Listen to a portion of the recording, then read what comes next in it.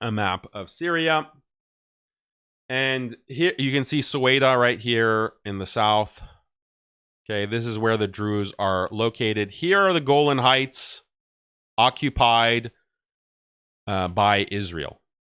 Okay, and there was a UN buffer zone as well on the west side, like this strip. Let me just expand it. So, I mean, the history of the Golan Heights. The Golan Heights is extremely important. You can't see this because it's not elevation map. But this area here, this is the Golan Heights. It's very strategically important for both Syria and Israel. Because as you can see, like if you have, and then right here in the corner, see right here is Mount Hermon.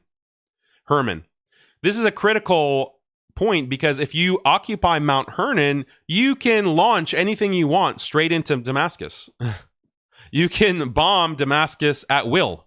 You can do whatever you want from Mount Hermon. And this is where Israel took over last December.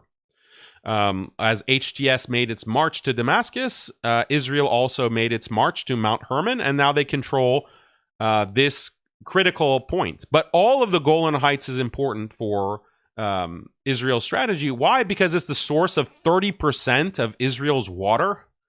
30% of Israel's water originate in this mountainous region, in the Golan Heights. This is why it's so critical for them to control it. And the UN, after the Yom Kippur War in 1973, the UN took over the Golan Heights. Prior to that, the Syrians had controlled the Golan Heights all the way until the Six-Day War in 1967. In the Six-Day War, they lost control of the Golan Heights. But prior to 1967, from basically 1948 to 1967, Syria was using the Golan Heights to attack Israel from bases in the Golan Heights. They're also manipulating the water supply. 30% of the water going into Israel, they were trying to redirect the water to deprive Israel of that water. Then in the Six-Day War, 1967, Israel is able to take over the Golan Heights and occupy it.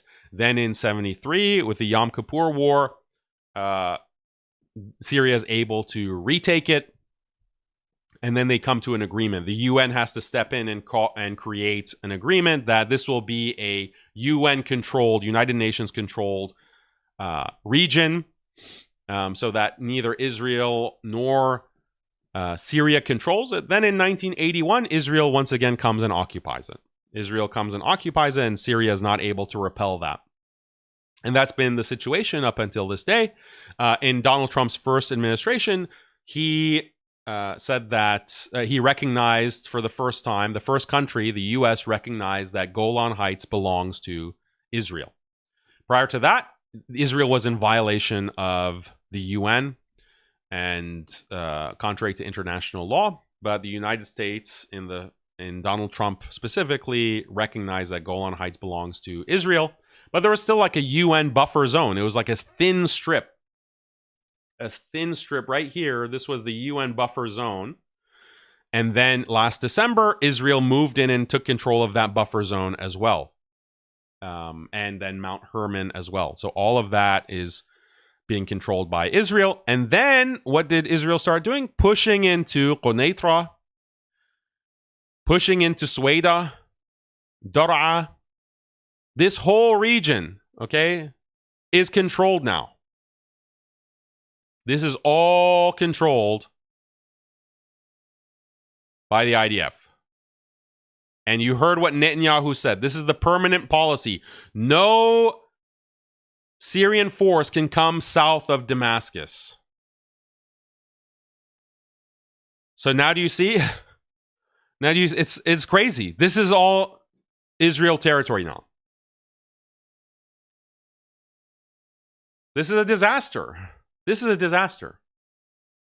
Not only is that land gone, you now have the IDF stationed in your country, right below the capital, but also you can't do anything in the country. Shara won't be able to do anything. No one will be able to do anything in Syria because you're going to have direct threat of bombing.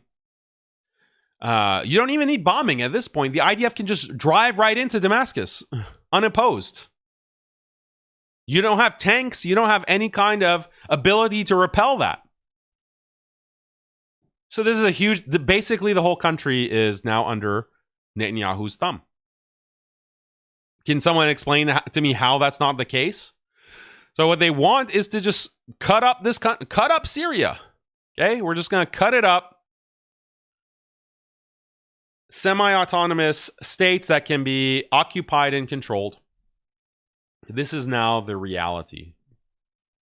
So tell me, all the people who are saying, trust the plan, Shara knows what he's doing, HGS, they're playing 5D chess, this is the glorious, blessed Sunni revolution, all of you idiots, tell me, what's the plan now?